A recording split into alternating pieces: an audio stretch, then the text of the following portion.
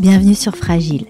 Pour aller encore plus loin dans votre découverte de Porquerolles, je vous propose ces prochaines semaines, en plus des invités du podcast, une petite série littéraire, le Book Club Fragile. Romans, témoignages, récits historiques, livres de photos, albums jeunesse, l'île a inspiré de nombreux ouvrages. J'avais envie de vous partager les livres qui m'ont permis de mieux connaître Porquerolles. Et comme de nombreuses lectures m'ont été soufflées par les habitants de l'île, je leur ai tendu le micro pour nous en parler. Je remercie l'association Lire à Porquerolles pour son soutien dans la réalisation de cette série. Bonjour Monique, je suis très heureuse de démarrer avec toi cette série du podcast consacré à la littérature porquerollaise. Monique, je rappelle pour nos auditeurs qui n'auraient pas encore écouté ton témoignage dans Fragile que tu as cofondé l'association Lire à Porquerolles qui a organisé de nombreuses fêtes du livre au début des années 2000. Tu as enseigné pendant de nombreuses années et tu es également autrice de contes et histoires pour enfants. Pour ouvrir cette série littéraire de Fragile, tu as choisi un roman d'Alphonse Canessa, Rue du Phare, Ainsi vivait-on à Porquerolles. Pourquoi ce choix, Monique ? Eh bien, parce que c'est une pépite pour moi, ce livre d'Alphonse Canessa, du fait qu'il raconte l'histoire de la rue du Phare et que nous habitons, avec mon mari, depuis 2005 dans cette rue. Or, arriver dans une nouvelle rue, c'est la trouver d'abord très froide. On a l'impression qu'on ne connaît personne, qu'elle n'est pas vivante. Et peu à peu, elle s'humanise, elle prend du sens. On commence à connaître les noms des voisins. On sait qui c'est qui promène son chien tous les jours à la même heure. Ou on attend que la glycine fleurisse au bout de la rue.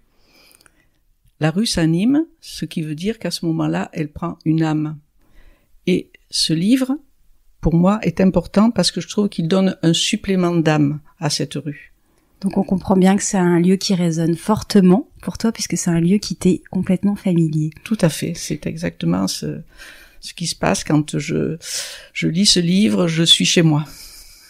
Est-ce que tu pourrais nous dire quelques mots de son auteur, Alphonse Canessa ? Eh bien, Alphonse Canessa est né à Hyères, mais comme tout Porquerolais est conçu à Porquerolles, il se réclame, il dit lui-même qu'il est né à Porquerolles à cette époque-là, et même encore maintenant, les enfants naissent à Hyères, ils reviennent très tôt, tout petits nourrissons sur l'île. Il a habité tout jeune au 7 rue du Phare. Il a fréquenté l'école primaire du village jusqu'au certificat d'études, et on le passait à cette époque-là à 14 ans. Après les années lycée à Toulon et à Marseille, il intègre l'École nationale de génie rural à Paris, et à sa sortie, il exerce de hautes fonctions en tant que fonctionnaire du ministère de l'Agriculture, donc 15 ans dans le Var, à la tête de la direction départementale de l'agriculture. Vers 1968, il est amené à jouer un rôle important lors de l'action qui devait aboutir à l'achat de l'île par l'État.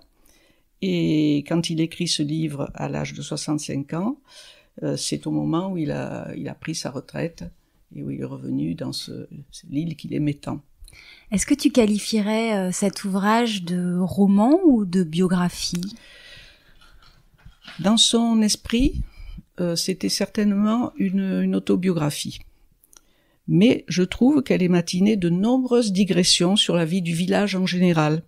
Et quand on lit le sommaire, on le voit nettement. Les chapitres, ce sont la rue du Phare, où il explique son nom et où il décrit les plus typiques de ses habitants. Le deuxième, c'est au numéro 7, donc là c'est plus la famille qu'il présente. Le chapitre suivant, c'est la ferme, avec l'exploitation agricole de François-Joseph Fournier, tous les corps de métier qui s'y trouvaient. Il décrit dans un autre chapitre la pêche, son père étant pêcheur. Les derniers chapitres, ce sont la vie au village, donc là également les commerces, les joueurs de boules, les personnalités originales, les palabres sur la place, et enfin les enfants en dernier chapitre, c'est-à-dire tout ce qui concernait leurs jeux de l'époque, l'école, comment ça se passait, la liberté de vivre dans cette île. Oui, donc on sent un petit peu la description d'une époque à travers plusieurs prismes, plusieurs filtres. Qu'est-ce qui t'a marqué dans cet ouvrage ? Qu'est-ce qu'on y apprend peut-être d'un peu étonnant ? Eh bien, pour moi, tout est étonnant, parce que les mœurs sont complètement changées depuis. L'île était beaucoup plus isolée qu'aujourd'hui encore du continent. Peu de passages de bateaux en journée, je crois avoir entendu qu'il n'y en avait qu'un. dans la journée à l'époque. Une vie en autarcie assez importante avec beaucoup d'échanges, de solidarité entre les habitants. Pas de touristes, pas de tourisme de masse. Donc c'est vraiment, tout est étonnant dans cette description. On est dans les années 70, 70. Ouais, oui. Dans les années 70. 70. Donc c'est pas si ça remonte à 50 ans, mais on voit quand même qu'il y a une réelle évolution. Ah oui, il y a une évolution qui fait que beaucoup de porquerolais sont très nostalgiques de cette époque. Absolument. Comment elle s'écrit? Comment tu qualifierais le style de l'écriture? Eh bien, pour moi, c'est comme écouter un conteur. À l'époque où les gens qui n'avaient pas ni la télé ni la radio, en tout cas les prémices de ces époques-là, s'asseyaient le soir devant la porte sur la place ou dans la rue et se racontaient les petites histoires du passé. Donc il conte, c'est comme un conteur qui parlerait à ses voisins, aux enfants qui sont là autour de lui. Et ensuite, on aurait transcrit ces paroles. C'est ça le style de ce livre. On pourrait l'imaginer au centre de la place à raconter cette histoire. Est-ce que tu as un extrait que tu souhaiterais nous partager qui, pour toi, livre un petit peu de cet esprit avec plaisir. Avec plaisir. J'aime beaucoup l'extrait qui explique pourquoi la rue s'appelle rue du Phare. Alors qu'on n'y voit pas du tout on ne voit pas le phare aujourd'hui. On ne comprend pas très bien pourquoi elle s'appelle rue du Phare. Et d'autant aussi qu'il y a une route du phare un petit peu plus bas. L'extrait que j'ai choisi, c'est justement celui-là. Mais alors, pourquoi ce nom, dit-il? On peut penser que ceux qui un jour eurent à concevoir le plan du village se dirent « Ce phare est beau. C'est aussi le plus puissant de la côte méditerranéenne après celui de Planier. Il faut donc qu'on le puisse voir depuis la grande place. » Ils donnèrent dès lors à la rue principale la direction qui convenait, et le nom a dû suivre. C'est ainsi que longtemps on a pu le contempler, bien campé au loin dans l'axe de la rue, flanqué alors de ses deux pylônes, tranchant sur le bleu profond des ciels de Mistral, ou fondu dans le voile léger des temps calmes, brumeux. On le voit encore la nuit, faisant glisser silencieusement ses longs bras dans les ténèbres, caressant sans se lasser la cime des arbres de la forêt, les murs du fort Sainte-Agathe, le toit des maisons. Tout jeune, j'aimais aussi le moment précis où l'un des deux gardiens allumait la puissante lampe à pétrole. Ce n'était d'abord qu'une petite lumière que l'on distinguait à peine, mais qui éclatait périodiquement en un feu éblouissant. Peu à peu, avec la tombée de la nuit, les faisceaux lumineux apparaissaient à leur tour. Alors commençait la longue et lente valse nocturne. J'arrête là parce que ensuite il fait une longue description, mais un peu plus loin il explique pourquoi on ne le voit plus aujourd'hui, quand on se trouve dans cette rue.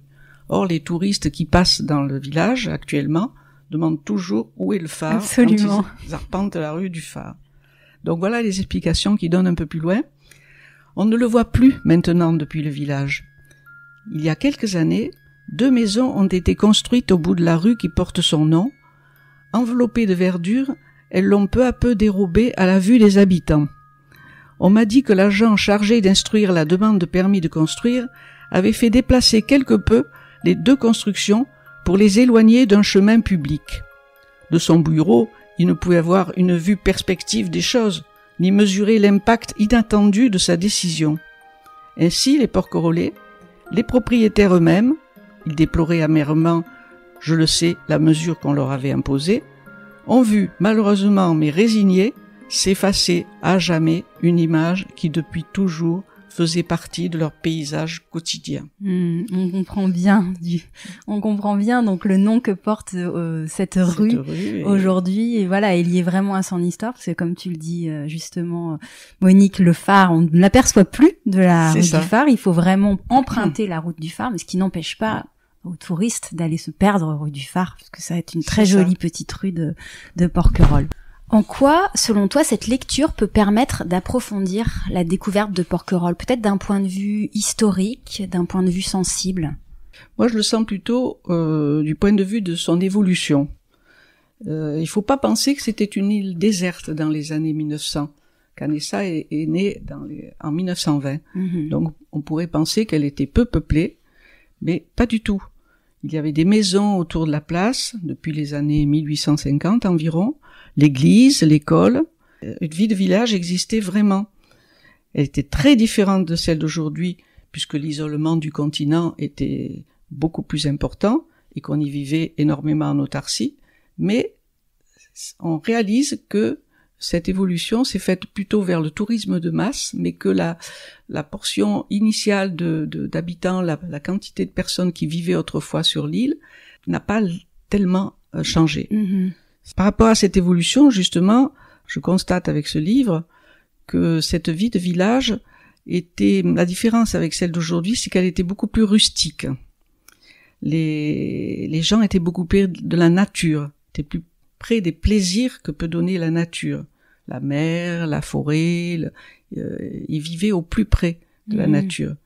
Aujourd'hui, c'est différent. Il y a beaucoup plus, ils vivent du commerce, ils vivent du tourisme. Ce côté naturel m'a frappé et m'a beaucoup plu quand il parle de l'époque où, allongé le soir sur les rochers du port, où les yeux tournés vers le ciel, il contemplait avec plénitude les passages du faisceau du phare qui illuminait le ciel. Ah, magnifique. Voilà ce qu'il aimait, et je pense que ce sont des plaisirs qu'on ne connaît plus guère aujourd'hui. Oui, la contemplation, le fait de pouvoir admirer la nature. Se détendre de cette manière-là, au lieu d'être derrière des écrans de téléphone ou de téléviseur, ou de vivre de manière beaucoup plus sophistiquée. Enfin, peut-être que cette période nous interroge sur ces aspects-là. C'est un livre qui fait réfléchir de ce côté-là. Absolument. Autant qu'on sent aujourd'hui des retours à la nature de beaucoup de personnes un petit peu blasées de cette modernité envahissante. Absolument, de cette vie urbaine et trépidante, tout à fait.